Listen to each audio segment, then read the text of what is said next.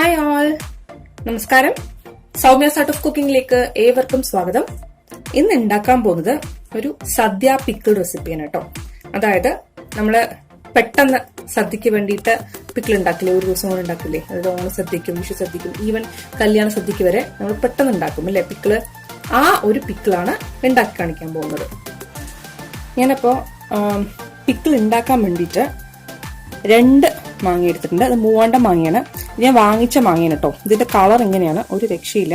ഇതെനിക്ക് എത്ര കഴുകിയിട്ടും ഇതിന്റെ കളറൊന്നും പോകുന്നില്ല.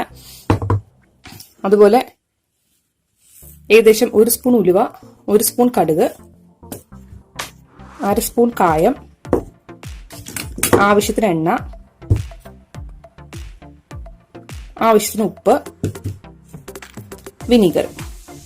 നമുക്ക് ഇത്രയും സാധനങ്ങളാണ് ഇൻസ്റ്റന്റ് ആയിട്ട് ഈ അച്ചാർ ഉണ്ടാക്കാൻ വേണ്ട ഇൻഗ്രീഡിയൻസ്. അപ്പോൾ നമ്മൾ ആദ്യം എന്താ ചെയ്യേണ്ടത് വെച്ചിട്ടുണ്ടെങ്കിൽ, ആദ്യം ഒന്ന് ഞാൻ നന്നായി കഴുകി വെച്ചിരിക്കുന്നതാണ്. ഇത് ആദ്യം നന്നായിട്ടൊന്ന് തുടച്ചെടുക്കാം.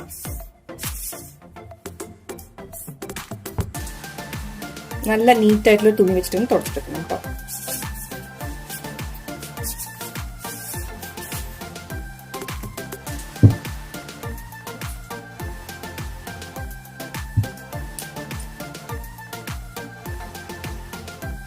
ഇനി ഇതിനെ ചെറുതായിട്ട് നമ്മൾ മുറിച്ചെടുക്കണം. ഇതിപ്പോ ലേശം ചെനഞ്ഞതാണെങ്കിൽ ഉണ്ടല്ലോ, അത് കൂടുതൽ സ്വാദാണ്. ഇത് പക്ഷെ ചെനഞ്ഞിട്ടുണ്ട് തോന്നുന്നില്ല, നോക്കട്ടെ. ഇത് കുറച്ച് ചെനഞ്ഞിട്ടുണ്ട്. ഇങ്ങനെ ചെനഞ്ഞ മാങ്ങ കിട്ടുകയാണെങ്കിൽ നല്ല ടേസ്റ്റ് ആണ് കേട്ടോ. ഞാനിത് ചെനഞ്ഞിട്ടില്ലെന്ന് വിചാരിച്ച് ഞാനിപ്പോ 2-3 ദിവസം ഇത് വെക്കുന്നു. തോന്നുന്നു ലേശം ഒന്ന് ചെനയട്ടേന്ന് വെച്ചിട്ട്, പക്ഷെ ചെനഞ്ഞിട്ടുണ്ടായിരുന്നില്ല. ഇപ്പൊ നോക്കുന്ന സമയത്ത്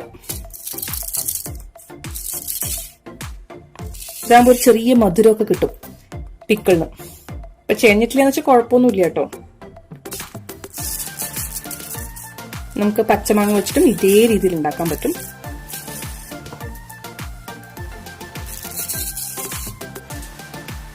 ഇതിനൊക്കെ ചെറുതായിട്ട് മുറിച്ചിടണം. ആണ് നമ്മുടെ ഫസ്റ്റത്തെ ടാസ്ക്.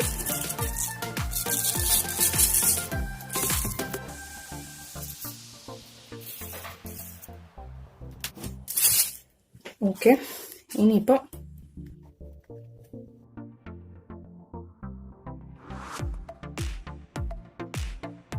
ചെറിയ ചെറിയ പീസസ് ആയിട്ട് മുറിച്ചെടുക്കാം. ഇത് നമുക്ക് ഒരു ദിവസം കൊണ്ട് ഉണ്ടാക്കിയെടുക്കാൻ പറ്റുന്ന ഒരു പിക്കിളാണ് കേട്ടോ. അതായത് നിങ്ങൾ ഓണത്തിന് വിഷുവിനൊക്കെ ഉണ്ടാക്കണമെങ്കിൽ തലേ ദിവസം രാവിലെ ഇങ്ങനെ ചെയ്യാം. അതായത് ഇതിനൊക്കെ മുറിച്ചിട്ട് ഉപ്പിലിട്ട് വെക്കാം. എന്നിട്ട് വൈകുന്നേരം ആവുമ്പോൾ നമുക്കിത് ബാലൻസ് പ്രോസസ്സ് ചെയ്തിട്ട് ഉണ്ടാക്കിയെടുക്കാം.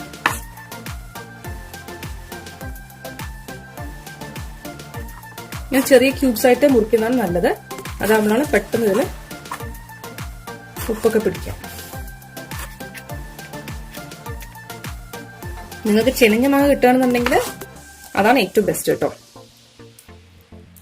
ഞാൻ ചെനഞ്ഞ മാങ്ങ കൊണ്ട് എനിക്ക് അച്ചാർ ഉണ്ടാക്കുമ്പോഴാണ് എനിക്ക് കൂടുതൽ ഇഷ്ടം. എനിക്കറിയില്ല നിങ്ങളുടെ ടേസ്റ്റ് എങ്ങനെയാണെന്ന് എനിക്കറിയില്ല, പക്ഷെ ചെനഞ്ഞ മാങ്ങയ്ക്കൊരു പ്രത്യേക ഫ്ലേവറാണ് കേട്ടോ. നമുക്ക് ചോറിന്റെ കൂടെയല്ല, അത് വെറുതെ തിന്നാൻ തോന്നും ചെനഞ്ഞ മാങ്ങ കൊണ്ട് ഉണ്ടാക്കുകയാണെങ്കിൽ. അതാണ് ഇതിന്റെ ഒരു പ്രശ്നം. സംഭവം സദ്യക്ക് അവർ ഉണ്ടാക്കിയിട്ട് സദ്യക്കൊന്നും ഉണ്ടാവില്ല എന്നുള്ളതാണ്.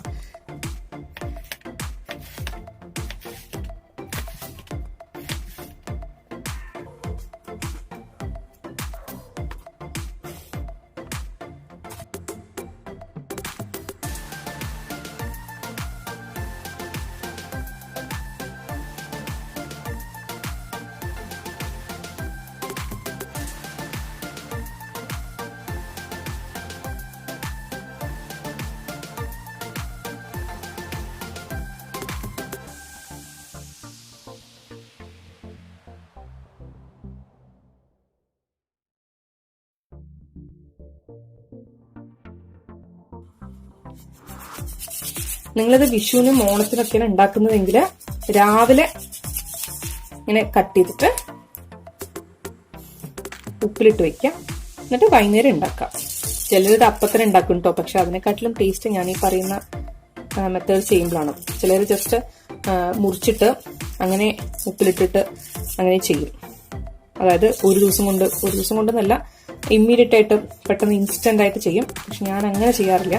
കാരണം എനിക്ക് കുറച്ചും കൂടെ ബെറ്റർ ആയിട്ട് റിസൾട്ട് കിട്ടിയിരിക്കുന്നത് ഞാൻ ഇങ്ങനെ ചെയ്യുമ്പോഴാണ്. അതായത് ഞാൻ ഇപ്പൊ കാണിക്കുന്ന മെത്തേഡിൽ ചെയ്യുമ്പോഴാണ്.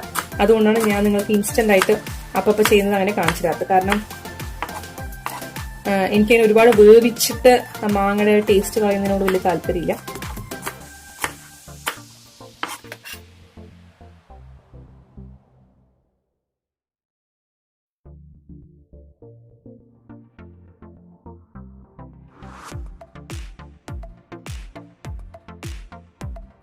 ഇപ്പൊ ഞാൻ 2 മാങ്ങ മുറിച്ചെടുത്തിട്ടുണ്ട്. അത്യാവശ്യം ക്വാണ്ടിറ്റി ഇപ്പൊ തന്നെ ആയി. നമുക്ക് ഒരു ഇപ്പൊ ഓണത്തിന് ഉണ്ടാക്കണമെങ്കിൽ 4 ഓണത്തിനുള്ള പിക്കിള് ഇതൊന്ന് കിട്ടും, ഉറപ്പായിട്ടും കിട്ടും. അപ്പോൾ ഏകദേശം 2 മാങ്ങ എടുത്താൽ മതിയാവും കേട്ടോ. ഇതിലേക്ക് ഞാനൊരു 3 ടേബിൾ സ്പൂൺ ഉപ്പിട്ട് കൊടുക്കുന്നുണ്ട്. പിന്നെ കുറച്ച് വിനീഗറും കൂടെ ഇതിലേക്ക് ഒഴിച്ചു കൊടുക്കുന്നുണ്ട്. കുറച്ചൊരു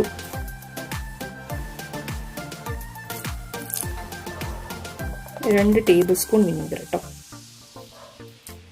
2-3 ടേബിൾ സ്പൂൺ ഒഴിച്ചു കൊടുത്തോളൂ. എന്നിട്ട് ജസ്റ്റ് ഒന്ന് ഇളക്കി കൊടുക്കുക. എന്നിട്ട് ഇതൊരു 12 hours വെക്കുക, 12 മണിക്കൂർ. ഒന്ന് ഇതിൽ ഉപ്പൊക്കെ ഒന്ന് പിടിക്കാൻ വേണ്ടിയിട്ട്. പിന്നെ ഞാൻ പറഞ്ഞില്ലേ, ചെറിയ മാങ്ങ ഏറ്റവും ബെസ്റ്റ്. ചെറിയതില്ലെങ്കിൽ പച്ചമാങ്ങ എടുത്തോളൂ കേട്ടോ. പച്ചമാങ്ങ ഉണ്ടാക്കുമ്പോൾ പച്ചമാങ്ങയുടേതായ ടേസ്റ്റ്, നമ്മള് ചെറിയ മാങ്ങ കൊണ്ട് ഉണ്ടാക്കുമ്പോൾ അതൊരു ഡിഫറെന്റ് ടേസ്റ്റ്. അപ്പോ ഇതില് ഞാനിപ്പോ ഉപ്പിട്ടിട്ടുണ്ട്, അതുപോലെ തന്നെ വിനീഗർ ഒഴിച്ചിട്ടുണ്ട്. ഇനി ഞാനിപ്പോ ഉണ്ടാക്കുന്നത് രാത്രിയാണ്. ഇപ്പൊ ഏകദേശം ഒരു 11-12 മണി ആയിട്ടുണ്ടാവും. ഇത് ഞാൻ നാളെ ഒരു രാവിലെ ഉച്ചയോടെ ഇതിന്റെ ബാലൻസ് പ്രോസസ് ചെയ്യുള്ളൂ. അപ്പോൾ അതുവരെ വെയിറ്റ് ചെയ്യാം. ഇത് ഒന്ന് ഇതിന്റെ ഉപ്പൊക്കെ ഒന്ന് അലിഞ്ഞിട്ട് കുറച്ച് വെള്ളമൊക്കെ അങ്ങനെ ഊറി വരട്ടെ. എന്നിട്ട് ബാക്കി പ്രോസസ്സ് നാളെ ഞാൻ കാണിച്ചു തരാം. അപ്പൊ നമുക്കൊന്ന് അടച്ചു വെക്കാം. ഞാനിതിപ്പോ ഇതിലൊരു 3 സ്പൂൺ വെന്തയം എടുത്തിട്ടുണ്ട്, 3 സ്പൂൺ കടുക് എടുത്തിട്ടുണ്ട്. നമുക്ക് ഇത്രയൊന്നും ആവശ്യം വരില്ല, പക്ഷെ എനിക്കിത് പൊടിക്കാനുള്ള സൗകര്യത്തിന് വേണ്ടിയിട്ടാണ് ഞാൻ ഇത്രയും എടുത്തിരിക്കുന്നത് കേട്ടോ.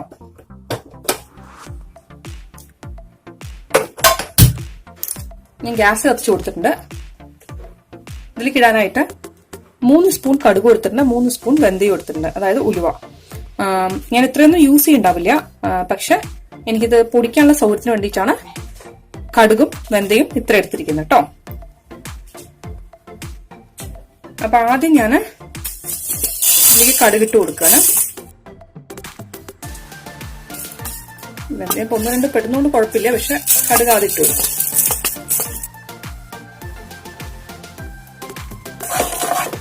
ചിലരിങ്ങനെ കടുക് വറുത്തിട്ട്, അതായത് ജസ്റ്റ് ഡ്രൈ റോസ്റ്റ് ചെയ്ത ശേഷം ഇതിനെ ഒന്ന് ജസ്റ്റ് ഒന്ന് അരങ്ങിയിട്ട് അതിന്റെ പരിപ്പ് മാത്രമേ എടുക്കുള്ളൂ. പക്ഷെ ഞാൻ അങ്ങനെ ഒന്നും ചെയ്യുന്നില്ല, അതിന്റെ ആവശ്യമില്ല കേട്ടോ. അങ്ങനെ ഒരു കഷ്ടപ്പെടേണ്ട ആവശ്യമൊന്നുമില്ല. അത്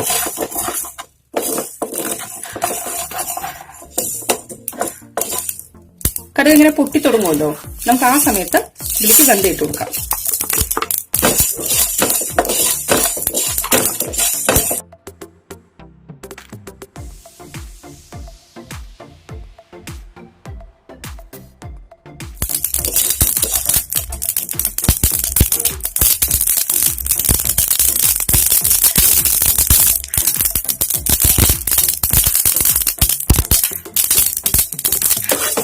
ഞാനിപ്പോ ഓഫ് ചെയ്ത് കഴിഞ്ഞു കേട്ടോ.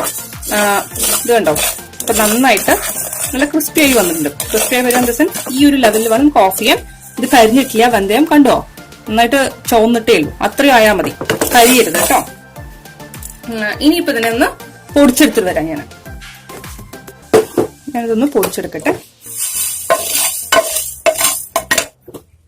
ജാർ നല്ല ഡ്രൈ ആയിരിക്കണം കേട്ടോ, അതിൽ വെള്ളമൊന്നും പാടില്ല.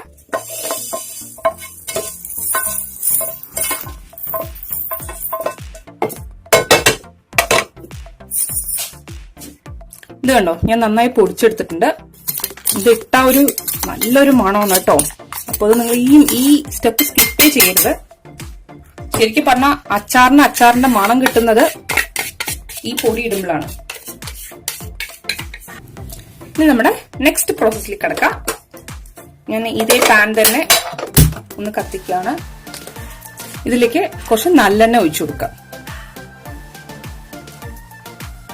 ഇതാണ് ഞാൻ ഏകദേശം 1/4 കുപ്പി ഒഴിച്ചു കൊടുത്തിട്ടുണ്ട്. അതായത് ഏകദേശം ഒരു 5-6 സ്പൂൺ ഉണ്ടാവും.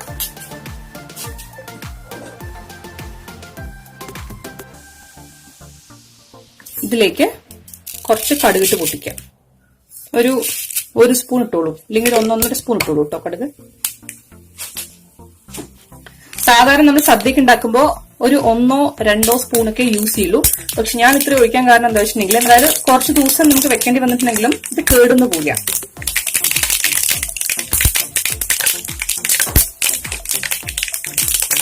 ഇതിലേക്ക് നമ്മൾ എടുത്ത് വെച്ചിരിക്കുന്ന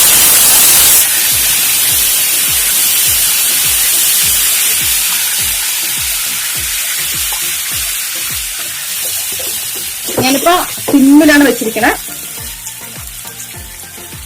ഞാൻ ഈ മുളക് പൊടി ഇതിനായിട്ട് വേണ്ടി വാങ്ങിച്ചതാണ് കേട്ടോ.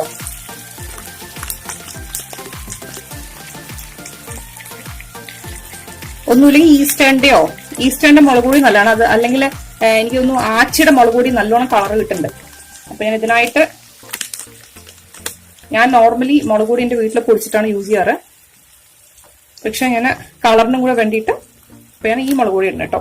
ഞാനൊരു 3 സ്പൂൺ മുളക് പൊടി ഇട്ട് കൊടുക്കുന്നുണ്ട്. ഇത് കണ്ടോ, എനിക്കിവിടെ ഈസ്റ്റേന്റെ കിട്ടിയില്ല, എനിക്കിവിടെ ആച്ചരിയാണ് കിട്ടിയത്. അപ്പോ അതാണ് ഇട്ട് കൊടുക്കണേ.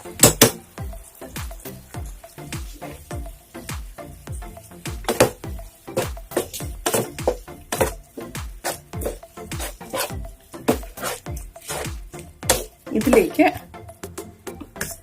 നമുക്ക് എടുത്ത് വെച്ചിരിക്കുന്ന കായത്തിന്റെ പൊടി ഉണ്ടല്ലോ, അതും കൂടി ചേർത്ത് കൊടുക്കാം.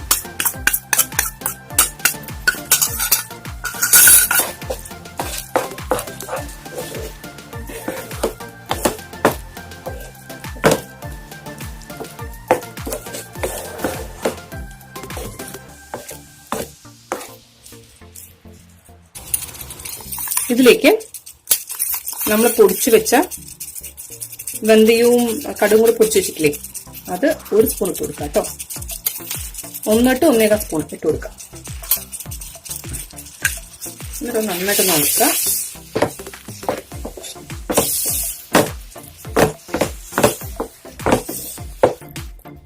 ഈ പൊടിയും കൂടി ഇട്ട് കൊടുക്കുമ്പോഴാണ് അച്ചാറാവുന്നത് കേട്ടോ. കണ്ടോ, ഇപ്പൊ ഇത്തിരി കൊഴുപ്പൊക്കെ വന്നു ഇതിന്. കണ്ടോ, കറക്റ്റ് ആയില്ലേ കൺസിസ്റ്റൻസി. ഇനിയിപ്പോ ഇത് ഒരുപാട് വേവൊന്നും വേണ്ട, വെന്ത് കഴിഞ്ഞിട്ടുണ്ടെങ്കിൽ ടേസ്റ്റ് പോവും. അപ്പൊ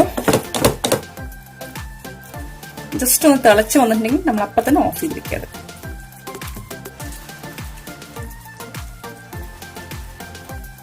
മതി കേട്ടോ, നന്നായിട്ടൊന്ന് തിളച്ചിട്ടുണ്ട്.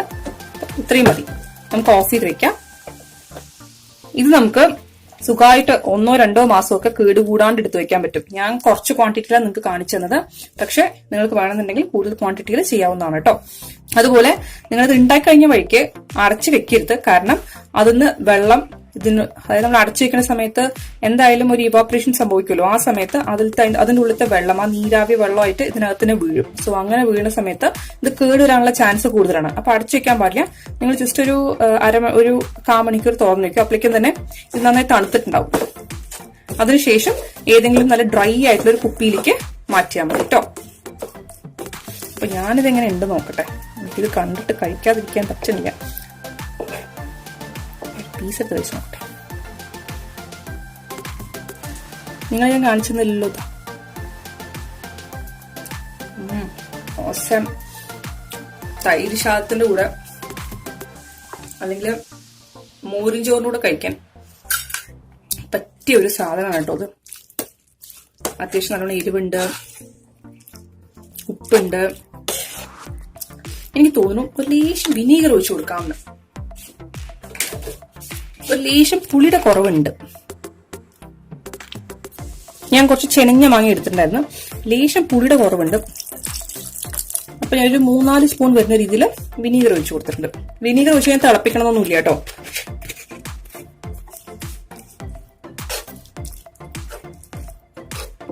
ഇത് കുറച്ചും കൂടി ലോങ് ലാസ്റ്റിയും ചെയ്യും. ഇനി അതിന്റെ ഗ്രേവി കുറച്ചൊന്ന് ടേസ്റ്റ് ചെയ്ത് നോക്കട്ടെ. ഇത് ഇന്ന് തന്നെ ഞാൻ മുഴുവൻ കഴിച്ചു വെക്കുന്ന തോന്നുന്ന ലക്ഷണം കണ്ടിട്ട്. അപ്പൊ സൂപ്പർ. എല്ലാരും ട്രൈ ചെയ്ത് നോക്കണം കേട്ടോ. കാരം കയറും. ആക്രമണം കാണിച്ചിട്ടാ. സത്യം പറഞ്ഞാൽ പിക്കിള് പറഞ്ഞൊരു വീക്ക്നെസ് ആണ് കേട്ടോ. അപ്പോ പിക്കിള് കണ്ടിട്ട് നീ കഴിക്കാണ്ടിരിക്കാൻ പറ്റൂല. അപ്പൊ എല്ലാരും ട്രൈ നോക്കിയിട്ട് ഇഷ്ടപ്പെടുകയാണെന്നുണ്ടെങ്കിൽ സബ്സ്ക്രൈബ് ചെയ്യാൻ മറക്കരുത്. അതുപോലെ തൊട്ടടുത്തുള്ള ബെല്ലൈക്കൺ പ്രസ് ചെയ്യണമെന്നുണ്ടെങ്കിൽ ഞാൻ ഉണ്ടാക്കുന്ന പുതിയ റെസിപ്പീസിന്റെ നോട്ടിഫിക്കേഷൻ നിങ്ങൾക്ക് കിട്ടുന്നതായിരിക്കും. അപ്പൊ നാളെ ഒരു പുതിയ റെസിപ്പി ആയിട്ട് നമുക്ക് വീണ്ടും കാണാം. അതുവരെ ബൈ, ടേക്ക് കെയർ.